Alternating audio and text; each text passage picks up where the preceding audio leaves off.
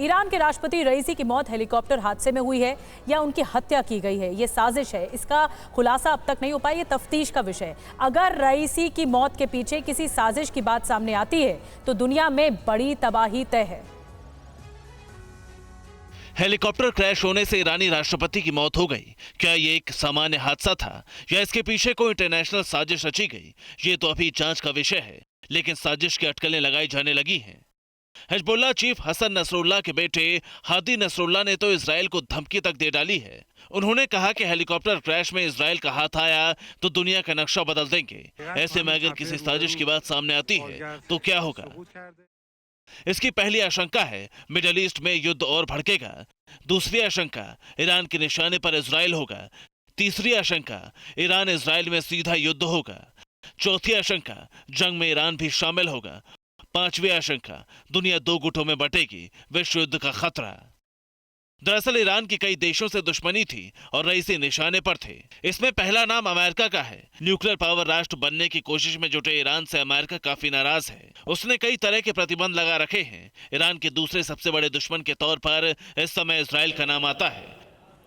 Major general VK. Dutta भी हमारे साथ मौजूद हैं। दत्ता सर, आपको क्या लगता है, इसके पीछे क्या आशंका है? क्या वेस्टर्न कंट्रीज का हाथ हो सकता है ईरान का? क्योंकि 4 साल में 4 टॉप लीडरशिप का काम तमाम हुआ और अब फिर ये घटना होती है।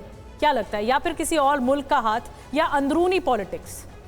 देखिए, जैसा आपने पहले इसके ऊपर चर्चा करी कि ये 4 साल के अंदर जो 4 बड़े leader including prominent nuclear scientist को मार दिया गया, तो इसके अंदर किसका हाथ हो सकता है? तो ये तो अमेरिका ने तो पहले जो सुलेमानी को मारा और बिल्कुल ड्रोन मारा, उसमें कंफर्म किया हमने मारा। उसके अलावा जो न्यूक्लियर साइंटिस्ट मारा गया वो कह रहे थे मोसाद ने मारा, यहाँ किसने मारा? तो ये इजराइल और अमेरिका लगातार ईरान का जो न्यूक्लियर प्रोग्राम है उसको टारगेट करते चले आए हैं। और क्योंकि ईरान का ये डिक्लेयर्ड वो था कि हम इजराइल को दुनिया के नक्शे से हटा देंगे, तो इजराइल को मालूम है कि अगर सबसे बड़ा कोई दुश्मन उसका है तो ईरान है। और अभी जो 7 अक्टूबर का हमला हुआ वो भी ईरान के प्रॉक्सीज के द्वारा हुआ। हमास हो गया, हिजबुल्लाह हो गया, उसके बाद हूती ने रेड सी के अंदर जो कार्रवाई करी।